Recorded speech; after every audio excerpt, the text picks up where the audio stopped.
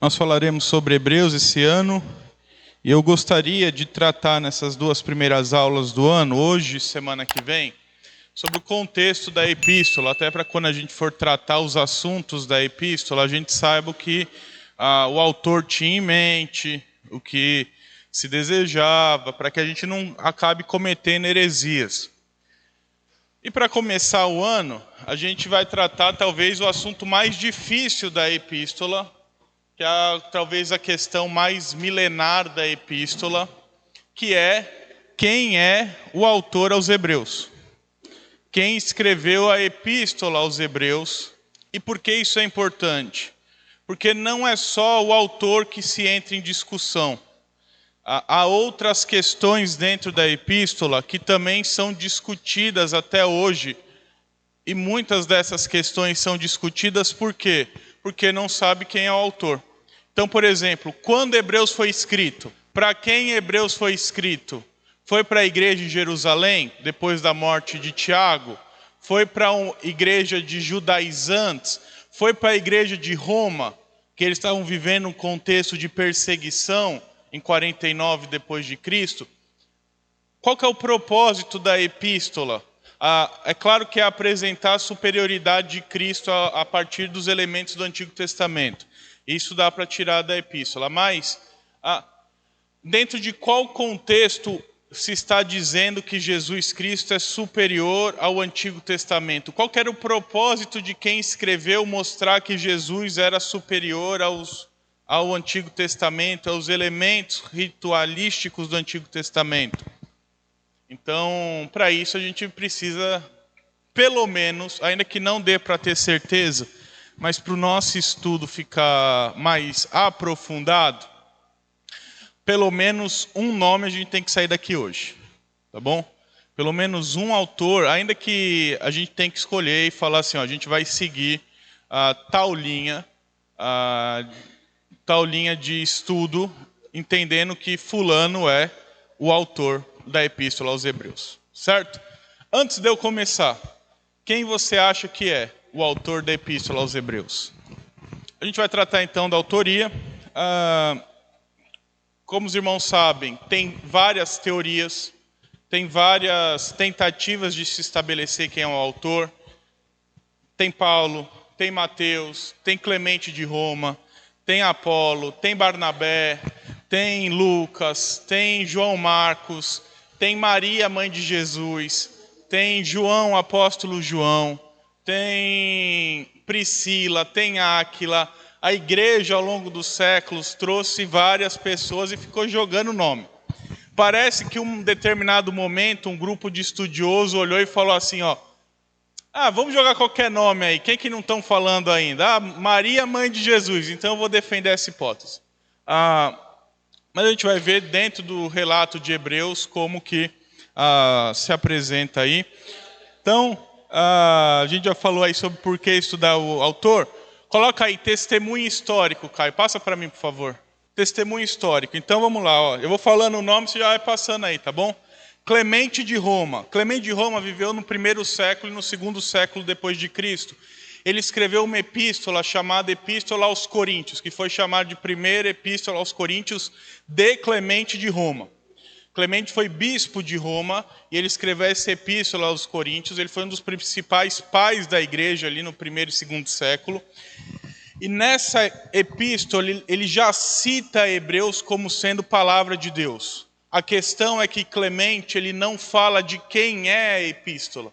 Então ele não escreve assim, olha, a epístola de Paulo aos Hebreus. Não, ele não escreve, só escreve assim, ó, na epístola aos Hebreus está escrito tal coisa. Isso fez com que a igreja olhasse e pensasse, poxa vida, se Clemente, deixa eu só terminar o Clemente, que eu já te dou a palavra. Se Clemente não escreveu quem é o autor, logo, Clemente é o autor. Então a igreja, através do silêncio de Clemente, algumas pessoas, não a maioria, tá? Algumas pessoas viram o silêncio de Clemente, e a gente não tem ideia, mas Clemente talvez foi o principal nome da igreja, o principal liderança da igreja, pós-período apostólico. Então, depois dos apóstolos ali, talvez a terceira geração, quarta geração de cristãos, a primeira sem nenhum dos apóstolos, a primeira após a morte de João, talvez o principal nome tenha sido Clemente de Roma. E por isso alguns tenham até achado que foi Clemente quem escreveu a epístola aos Hebreus, e por isso que o nome dele ventila. Porque ele cita Hebreus quando escreve para Coríntios, para os coríntios. Só que como ele não fala o autor, a igreja pensou, opa, se ele não falou o autor, logo ele é o autor. O problema é que esse argumento é muito ruim, é muito fraco. Não é porque ele não falou o autor que ele é o autor. Não é porque você cita assim, olha, na epístola aos Romanos, tal coisa é dita. Isso não te torna autor da epístola aos Romanos. Só um citador da epístola aos Romanos. Então, a hipótese de ser Clemente de Roma não se sustenta com evidência histórica. Além disso, ele não é um apóstolo e nem alguém ligado diretamente a um apóstolo, o que prejudicaria a aceitação dele no cânon. E a gente aceitar Hebreus como palavra de Deus, de alguém que não é apóstolo ou diretamente influenciado por um, é difícil. Então, e não seria aceito. Então, a autoria de Clemente de Roma foi por água abaixo. Então, Clemente de Roma, então, ele apresenta, olha só que interessante, ele já cita Hebreus como palavra de Deus. Isso é importante por quê? Porque a tradição católica vai dizer que quem definiu o cânon foi a igreja. Então, a igreja tem autoridade maior do que o cânon bíblico. A gente vai mostrar que não é assim. A igreja sempre reconheceu o que é palavra de Deus e o que não é palavra de Deus. Como? Quando a gente olha para os escritos dos pais da igreja, os pais apostólicos, que são esses primeiros depois dos pais dos apóstolos e os pais da igreja de modo geral, e a gente vê eles citando epístolas da Bíblia para rebater heresias. Então, por exemplo, ele escreve aos coríntios citando Hebreus para exortar os coríntios. A mesma coisa vale para as outras epístolas. Isso mostra o quê? Que a igreja reconhecia o cânon que nós temos, a igreja reconhece como palavra de Deus desde sempre. É claro que houve uma discussão, principalmente em Hebreus, a gente vai falar isso depois, porque como não se sabe quem é o autor, a igreja ficou receosa em aceitar. Falou assim, como que a gente vai dizer que é a palavra de Deus se a gente não sabe se foi um autor que escreveu? Então a igreja começou a aceitar Paulo como o autor para ter uma maior aceitação dentro das comunidades cristãs. Mas os pais apostólicos, eles não estão preocupados com essa discussão, eles citam Hebreus como palavra de Deus e várias outras epístolas são citadas. Isso mostra o reconhecimento que a igreja sempre teve de que o que nós temos é a palavra de Deus. Não foi a gente que decidiu, olha, isso é palavra de Deus, isso aqui não é palavra de Deus. Não foi a igreja que decidiu, isso é palavra de Deus, isso não. Não, só se reconheceu, olha, isso aqui é palavra de Deus, isso aqui é inspirado, e a igreja só aceitou essa inspiração, sem dizer, olha, isso é inspirado ou isso não é inspirado. Sobre Clemente de Roma, tranquilo? Então agora eu vou passando aqui mais rápido. Panteno de Alexandria foi bispo da igreja de Alexandria. Importante dizer, o que hoje é tomado pelo islamismo, meus irmãos, em algum momento da história, principalmente no começo, antes de Maomé, era berço do cristianismo. Então eram os locais mais importantes do cristianismo. Norte da África, ali a região da Palestina e a Europa, principalmente com a igreja de Roma. Então, Alexandria era um dos berços do cristianismo nessa época, na época do começo da igreja. E Panteno, que era bispo da igreja de Antioquia, diz que essa epístola foi escrita por Paulo. Ele defende a autoria apostólica de Paulo. A Alexandria vai surgir uma corrente mais da igreja oriental. A gente vai ver que a gente é mais influenciado pela igreja ocidental. A igreja oriental formam as igrejas ortodoxas e tudo mais. Mas, naquele período antes do cisma, era uma igreja só. E Panteno de Alexandria, uma das cidades mais importantes no meio cristão, está dizendo, foi Paulo o autor. Por que Alexandria é importante? Porque Apolo, quem foi você que citou? Apolo, ele exerce influência direta sobre os alexandrinos. Isso a história mostra. Que Apolo ele tem a importância para a igreja de Alexandria. E a igreja de Alexandria nunca reconheceu Apolo como autor. Isso conta o quê? Que provavelmente Apolo não foi o autor. Porque se fosse eu que tivesse escrito aqui, vocês teriam falado para as pessoas que fui eu que escrevi, para vocês, ou para outra igreja.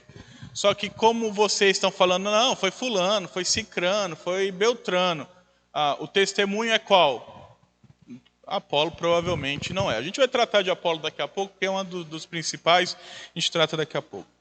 Clemente de Alexandria, que era discípulo de Panteno, citou também Paulo como autor, mas olha a possibilidade que ele levanta. E essa é uma possibilidade interessante, que a gente às vezes não para pensar.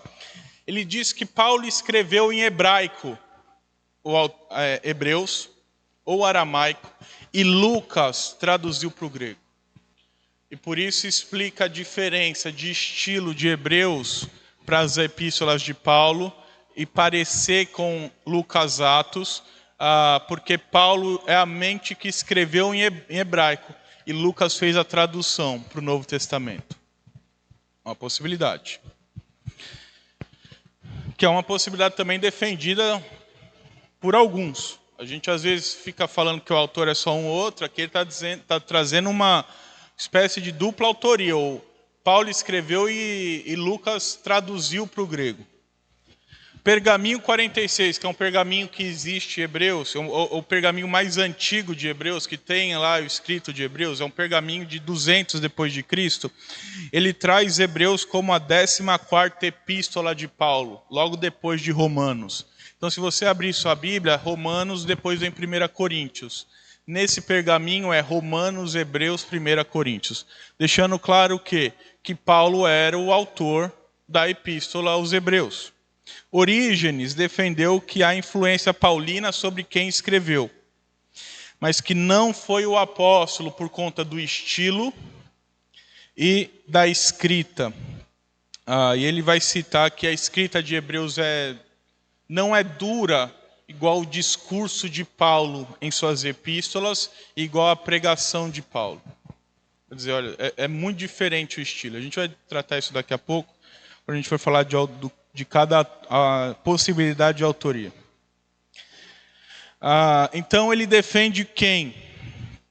Ninguém. Ele vai falar uma das frases mais icônicas sobre o autor aos Hebreus, que ele vai dizer assim, só Deus sabe. Mas ele vai colocar a possibilidade de ser Clemente de Roma, que a gente já falou que provavelmente não é, e Lucas como autor da epístola aos Hebreus. Então, veja só, algumas possibilidades que se levantam, elas não são possibilidades assim tão novas. Desde sempre a igreja começou a pensar quem é o autor, quais são as reais possibilidades, e trazer Paulo, trazer Lucas, trazer Clemente, trazer Apolo, trazer um monte de gente. Então a tradição alexandrina defendeu Paulo como autor, e ainda que fosse indiretamente, Paulo é a mente pensante aí de Hebreus. A igreja ocidental também reconheceu a autoria paulina, mas não tão facilmente assim.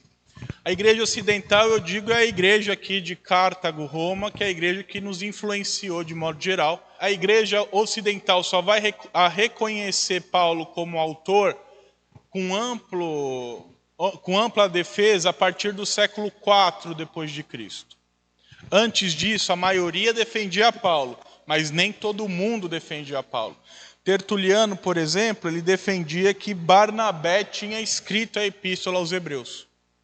E a hipótese, Barnabé é um dos 4 nomes que a gente vai falar aqui, porque a ideia de Barnabé ter escrito não é tão louca assim como a gente acha, às vezes, numa primeira leitura. fala assim, Barnabé, o que tem a ver Barnabé escrever epístola aos Hebreus?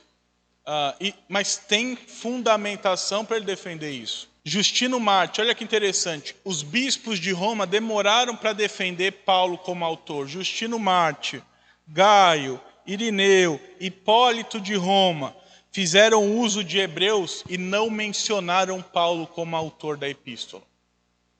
Então sempre foi uma questão para a igreja, principalmente a igreja ocidental. A igreja oriental aceitou com mais facilidade a epístola de Paulo, só que a igreja ocidental demorou um tempo. Quando que começa a aceitar amplamente? Quando chega aos concílios que formarão e reconhecerão os livros do cânon, então se começa a defender amplamente que Paulo foi o autor. Para mim foi o caminho mais fácil do que necessariamente o caminho mais correto. Não estou excluindo a possibilidade de ter sido Paulo de fato o autor, mas a igreja meio que parou de discutir para ter uma ampla aceitação em Paulo e a epístola aos Hebreus ser mais propagada como palavra de Deus. E reconhecida na formação do cânon que acontece no concílio, nos concílios posteriores. Tá? Cânon muratório, já coloca Hebreus como uma das epístolas de Paulo. Eusébio reconhece Hebreus como uma das 14 epístolas de Paulo. Atanásio inclui Hebreus como epístola de Paulo. Jerônimo, que escreveu a Vulgata Latina, reconheceu a epístola como de Paulo. Tomás de Aquino, a gente já entrando na igreja medieval, Tomás de Aquino reconheceu a autoria paulina, mas como aquele primeiro pai Clemente de Alexandria, ele defendeu que Tomás de Aquino defende que Paulo foi a mente pensante de Lucas. Então, ou melhor, que o apóstolo escreveu em hebraico, escreveu propriamente, não só ditou em hebraico, mas escreveu em hebraico, e Lucas foi lá e traduziu para o grego e entregou para a igreja aí que ele vai pastorear, ou melhor, que ele queria entregar. Isso é importante também, porque se a igreja é para Jerusalém, que é uma possibilidade real, se os destinatários da carta é Jerusalém, em Jerusalém se falava aramaico e hebraico, para que traduzir essa versão para o grego? Para que você está escrevendo para o povo que fala aramaico e hebraico? Para que você vai traduzir para o grego? Então, isso influencia o que a gente vai pensar da epístola também, como autor, o autor influencia as outras questões da epístola. Lutero defendeu que foi Apolo. Primeira grande pessoa a defender Apolo como autor aos Hebreus foi Lutero. Por quê? Muito provavelmente porque Apolo, como Atos diz, Atos 18, 24, 26, era conhecedor do Antigo Testamento, poderoso na fala e nas Escrituras. Para alguns, Hebreus não é uma epístola. Para alguns, Hebreus é um sermão. E tem elementos de sermão. Porque para alguns, Hebreus ele faz o quê? Ele apresenta um ponto, traz uma aplicação. Apresenta um ponto, traz aplicação. Apresenta ponto, traz... Lembra quando a gente falou de Efésios e as epístolas paulinas são assim? Paulo traz o quê? Toda a argumentação dele na metade da epístola e depois a outra metade só aplicando. Hebreus não, Hebreus é argumentação, aplicação, argumentação, aplicação, argumentação, aplicação, como numa homilha. Então, ele tem argumentação, às vezes uma ilustração, aplicação. Era como... E alguns levantam a hipótese de Hebreus ter sido uma pregação escrita. Mais do que só lida, foi a pregação ou de Apolo, ou alguns vão dizer que Paulo é o resumo das pregações de Paulo nas sinagogas. Então, Lutero vai defender que é Apolo. É daí que brota o nome de Apolo como autor aos Hebreus.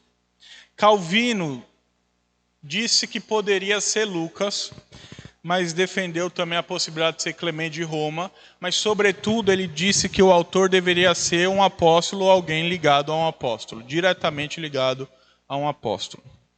No século XVII, Grotius sugeriu a autoria de Lucas. Então, ele foi o primeiro a colocar, a gente está falando de 1600, ele foi o primeiro a colocar evidências linguísticas comparando Lucas e Hebreus. E ele citou 10 palavras únicas e 10 formações de frases ou de orações que só se encontram em Hebreus e Lucas Atos. Harnack, em 76, já agora, século XX, defendeu que Priscila foi a autora.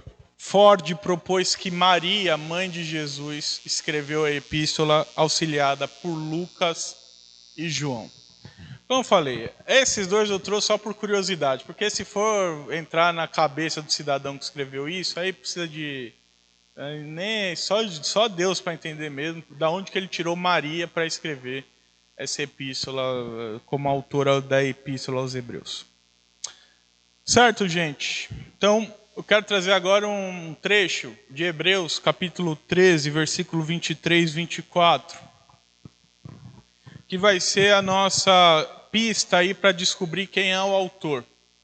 Ele traz 6 evidências aí da autoria de Hebreus.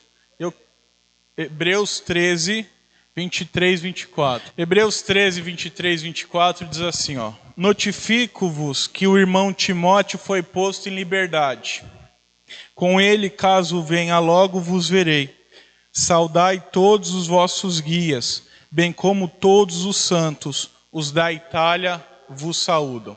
6 evidências aqui. A primeira, ele conhecia Timóteo e se considerava irmão de Timóteo, talvez por ter sido discipulado pela mesma pessoa que Timóteo foi.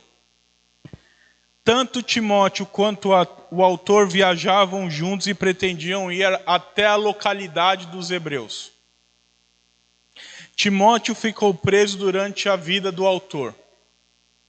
Então Timóteo estava preso pouco antes do autor aos hebreus escrever a epístola. Por isso que ele fala, olha meus irmãos, Timóteo foi posto em liberdade. Ninguém é posto em liberdade se não estiver preso antes. O autor estava no mesmo local que Timóteo, mas não estava preso com Timóteo. O autor endereçou para várias igrejas, mostrando que já havia certo desenvolvimento do cristianismo quando ele escreveu. Por isso que ele diz assim, ó, saúde os vossos guias, saudai todos os vossos guias, bem como todos os santos. Então, a possibilidade aqui de vários guias, de vários líderes, é porque a epístola aos Hebreus não era para uma igreja só, mas para várias igrejas. Então, já mostrando aí um desenvolvimento do cristianismo quando o autor escreveu. E por fim, a última evidência é que o autor ou estava na Itália, e aí os da Itália vos saúdam, como eu falei, ou ele estava endereçando para a Itália, então ele estava longe da Itália e mandando para a Itália, ou ele estava com os expulsos da Itália em 49 depois de Cristo, junto com esse pessoal, saudando a igreja, por isso que ele diz, os da Itália vos saúdam. Então, ou ele estava em Roma quando escreveu, ou ele estava com os expulsos de Roma quando ele escreveu, ou ele está escrevendo para os de Roma quando ele escreveu. Os de Roma não necessariamente, mas para alguma igreja ali do Império Romano, que hoje fica na Itália, ali. Provavelmente Roma. Acho que a maior cidade era Roma ali. Com isso, nós temos 4 hipóteses de autor, e essas são as 4, o resto é viagem. Lucas, Apolo, Barnabé e Paulo. Só os 4. Quem defendeu Paulo? Os pais da igreja defenderam Paulo, como a gente já viu aqui. No século XXI ainda há quem defenda Paulo, majoritariamente estudiosos católicos romanos defendem a autoria de Paulo e mostram que essas diferenças todas de estilo não são bem assim, que há muita coisa parecida de Paulo com os hebreus. Um autor importante aí, Lineman, faz uma comparação linguística, léxica e estilística, mostrando as similaridades entre Hebreus e Paulo, e ele traz evidências manuscritológicas dos pais da igreja, o testemunho dos pais da igreja, o estilo, o vocabulário, as particularidades de Hebreus e a linha de argumentação em Hebreus para dizer que Hebreus é de Paulo. Joe Owen vai citar um texto, e aqui eu acho como a vida é. Joe Owen vai ser o nome talvez mais brilhante do puritanismo inglês. Só que ele vai propor uma ideia aqui que surgiu da cabeça dele, e ele falou assim, toma aí essa ideia. Ele vai dizer que quando Pedro cita lá que era difícil entender a escrita de Paulo, ele estava se referindo a Hebreus, porque Hebreus 5:11 vai dizer que aquela era uma epístola difícil. Hebreus 5:11 vai dizer que Hebreus era uma epístola difícil. E Pedro está dizendo então, já que essa é a epístola difícil, John Owen vai dizer, Pedro está falando justamente de Hebreus para falar que é Paulo o autor. A questão toda é que Pedro não escreveu para a mesma galera que Hebreus escreveu. Então, não tem sentido nenhum ele ter falado aquilo. Então, quais são as principais evidências da autoria paulina? São duas só. Testemunho dos pais da igreja e vocabulário similar. Não é igual, é similar, é algo parecido. Mas não necessariamente igual ao que ele propõe em outras epístolas. Problemas na autoria paulina. E aqui vem aos montes. Ele não segue o padrão das epístolas de Paulo. Ele está preso quando Timóteo está preso. Ou a gente não sabe se Timóteo está preso. Apesar de não ser tão diferente assim, Hebreus é consideravelmente diferente das epístolas de Paulo. Há pais da igreja que falam que não foi Paulo. Alguns consideram o material do discurso de Paulo em Atos para mostrar a similaridade entre o que Paulo falou e Hebreus. Só que o problema é que quem escreveu Atos? Lucas. E eles desconsideram Lucas como autor a Atos para falar assim, olha como parece com Lucas. Não, eles falam, olha como parece com o discurso de Paulo. Ao invés de falar, olha como parece com o discurso que Lucas transcreveu de Paulo. Então, olhar para essas argumentações, isso é um problema, porque ele está trazendo mais evidência para Lucas do que para Paulo, quando ele diz que essas pregações nas sinagogas em Atos são evidência para a autoria paulina de Hebreus. Hebreus e Paulo não têm uma teologia similar, entenda, eles não brigam, tá? Eles não colidem teologicamente, eles se complementam. Mas você não vê uma ênfase de Paulo no sumo sacerdócio de Jesus. Você vê uma ênfase de Paulo no quê? Na união com Cristo, na soteriologia, na doutrina da igreja, Espírito Santo. Paulo em nenhum lugar fala... Não, ele fala do sacerdócio de Cristo em alguns momentos, mas não é a ênfase de nenhuma epístola de Paulo, como é da epístola aos Hebreus.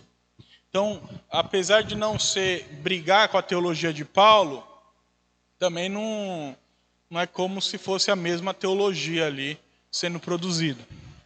O autor parece ser da segunda geração de cristãos, posterior aos apóstolos, sendo discípulo direto de um. Hebreus 2:3 diz que o autor escutou o caminho da salvação e se converteu. Paulo, em Gálatas 1:11-2, diz que não foi pelo ouvir de um discípulo que ele se converteu.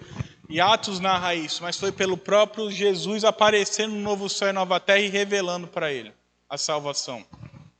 E fazendo um chamado direto para ele. Ou seja, o próprio autor aos Hebreus, para mim, essa é a principal argumentação que Paulo vai para longe.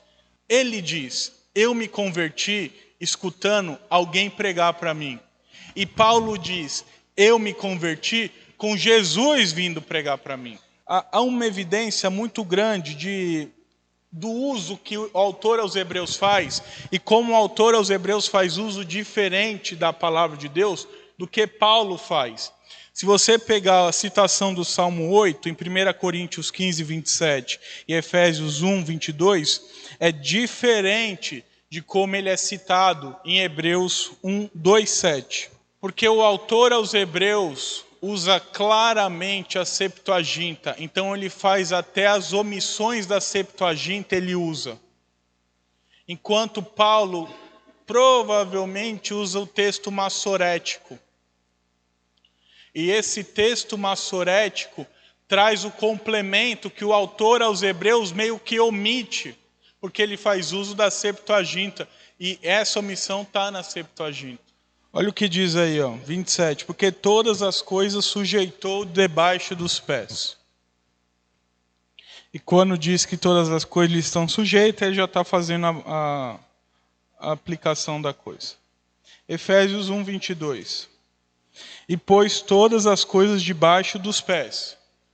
É a mesma citação. Você vê a diferença do que o autor aos Hebreus diz, de todas as coisas sujeitaste debaixo dos teus pés, para como ele cita bem claramente, ó, vê a interpretação que ele faz de sujeição debaixo dos pés, e não só pôr a coisa debaixo dos pés, como o autor, como Paulo cita. E Paulo cita assim, ó, e pôs todas as coisas debaixo dos pés. É claro que não vai estar tão diferente, porque é palavra de Deus.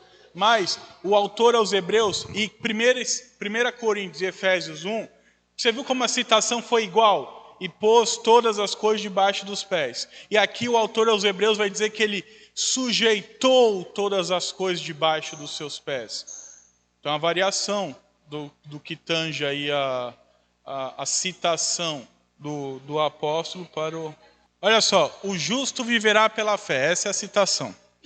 Coloca agora em Gálatas 3:11, o justo viverá pela fé. Isso é importante porque Gálatas e Efésios são escritos em tempos distintos. Então isso mostra o quê? Que o Paulo está usando a mesma fonte nos dois. Agora abre em Hebreus 10, 37 e 38. Que o autor em português não tenha me deixado... fechou? Pode falar aí. Viu como ele coloca o pronome o meu justo viverá pela fé? Por quê? Porque na Septuaginta está o meu justo viverá pela fé. No texto massorético, que era o que Paulo usava, era o justo só viverá pela fé. Isso mostra o quê? Que a fonte dos dois de citação é diferente. E que se foi Paulo, por que Paulo não citou em Hebreus como ele citou em Gálatas e Efésios? Apesar disso, é claro também que há uma influência de Paulo sobre o autor. Falar assim, ó, que Paulo não tem a mínima influência também é demais. Talvez ele não tenha sido o autor, mas dizer que ele não tem a menor influência sobre o autor também é um extremo errado. O Eifrington diz que o autor aos Hebreus foi altamente influenciado pela Epístola aos Gálatas, por exemplo. Porque você falou aquela hora de Gálatas, ele vai dizer, olha, no mínimo, Gálatas fez estrago na cabeça do cidadão que escreveu Hebreus, estrago no bom sentido, de influenciar positivamente a mente de quem escreveu Hebreus. Senão, Paulo estava lá mais presente ainda, ditando aí ou influenciando quem, ou já tinha influenciado através do ensino quem escreveu. Sobre a próxima linha de argumentação, Barnabé já, tanto na antiguidade quanto na modernidade, alguns defendem Barnabé, apesar de não ser a maioria, tá? É um grupo pequeno, mas existe os defensores de Barnabé. O mais famoso da antiguidade foi Tertuliano. Gregório de Élvira, também um pai da igreja, defendeu Barnabé. E o Códex de Claromantos listou Hebreus como uma das epístolas, como a epístola de Barnabé. Então lá o Códex, que é o livro, falou assim, ó, aqui é a epístola de Barnabé. Evidências para a possibilidade de ser Barnabé. Ele era levita de Chipre. Ele era levita. Atos 4:36 vai dizer que era levita de Chipre.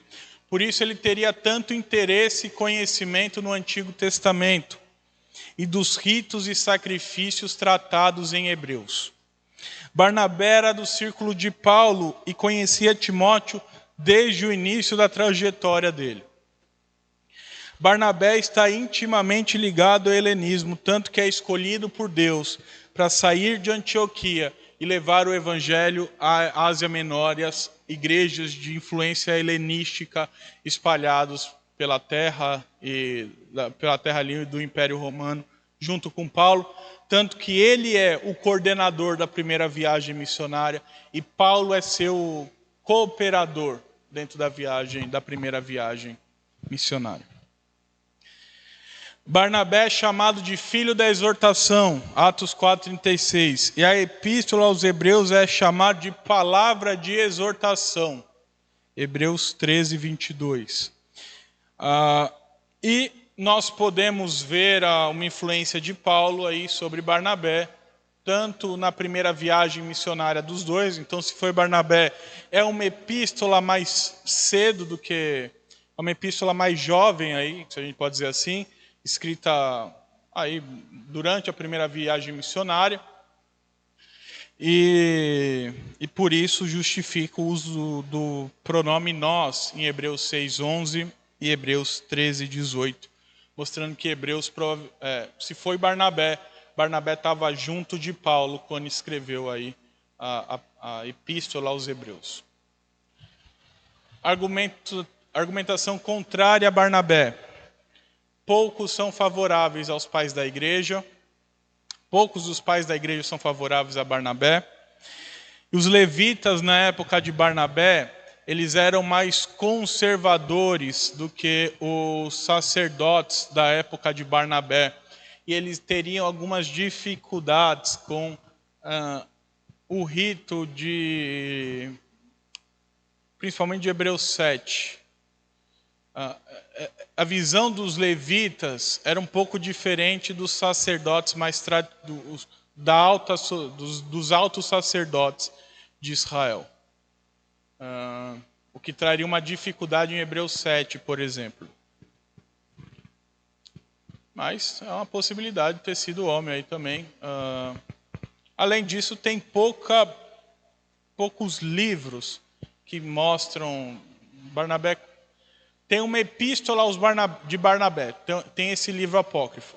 Só que a gente não sabe se foi Barnabé que escreveu ou se foi um outro Barnabé, pai da igreja, que escreveu. Então, não tem nem como comparar com esse livro. Mas mesmo fazendo a comparação, não tem nada que possa olhar e falar assim, não, olha, não tem outros escritos para a gente olhar e falar, parece que é de Barnabé a coisa aqui, em Hebreus. Apolo. Lutero é o nome mais impactante que apoia a autoria de Apolo. Nenhum pai da igreja relevante deu suporte a Apolo. Mas o que traz Apolo aqui? Era do círculo de Paulo, era conhecedor de Timóteo. E conhecedor das escrituras sagradas. Quais são os problemas da autoria de Apolo? Ele teve influência sobre a igreja de Alexandria, eu já falei isso aqui. E a igreja de Alexandria não falou que ele era o autor, falou que era Paulo o autor. Hebreus é claramente escrito por alguém com profundo conhecimento do Antigo Testamento, e não só que lia as escrituras, mas criado no judaísmo. Agora, a outra linha de argumentação, que é Lucas. A gente vai encerrar a linha de argumentação e decidir aí quem é o autor depois de Lucas aqui, tá? Vamos lá. 3 possibilidades de Lucas. Lucas traduziu do hebraico para o grego. Lucas escreveu os pensamentos de Paulo. E Lucas escreveu sozinho Hebreus, com a influência de Paulo, porque ele foi discipulado por Paulo, mas ele é o autor aos Hebreus.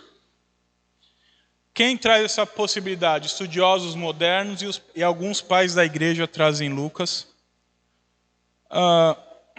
O que dá suporte aí? Quem dá suporte? Época e local de escrita serem compatíveis com a presença de Lucas em Roma.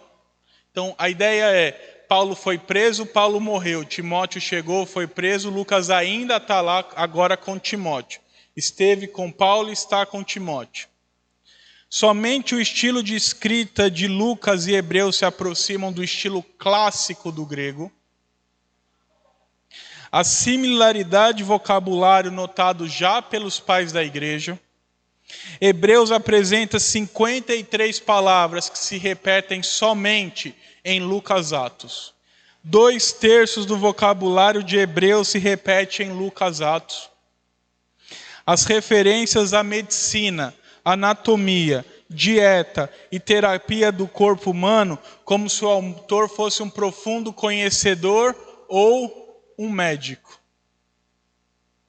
Por isso que ele diz, por exemplo, que a espada de Deus é afiada a ponto de dividir juntas e medulas. Alguns observam uma similaridade do estilo das epístolas pastorais de Paulo com Lucas Atos, só que não tem similaridade entre as epístolas pastorais e Hebreus, mostrando que Lucas, se foi Lucas, não foi um Lucas amanuense, e nem foi um Lucas tradutor, foi um Lucas que escreveu. Não tem, a possibilidade de ter sido Paulo escrito em hebraico e Lucas em grego é baixíssima. Ou foi Lucas que escreveu ou não foi Lucas que escreveu. E Hebreus foi escrito com alguém com grego apuradíssimo em nível acadêmico, que ou é nativo ou é totalmente especialista, tanto na fala quanto na escrita do grego. Alguns argumentam que o autor aos Hebreus foi um judeu e que Lucas era gentil. Só que há evidências de estudiosos em Lucas Atos que mostram que Lucas provavelmente era um judeu convertido, ou alguém convertido ao judaísmo, mas muito provavelmente um judeu cristão, um judeu convertido, um judeu helenista convertido ao cristianismo. É verdade que Lucas não fala bastante do sumo sacerdócio de Jesus Cristo nos seus evangelhos em Atos, mas ele é o único evangelista que fala de um sumo sacerdote, de Jesus subindo aos céus, intercedendo como um sacerdote pelo seu povo. Qual que é o problema de Lucas? A teologia de Lucas é diferente da teologia de Hebreus. Lucas Atos não tem essa ênfase no sumo sacerdote.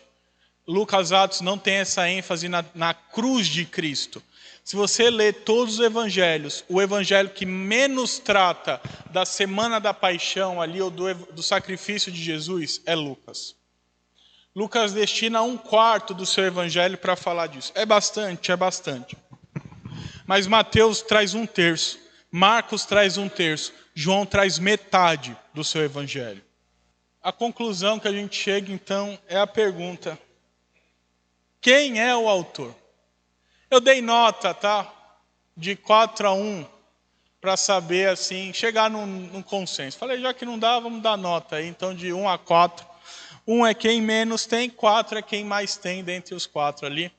Então, testemunho.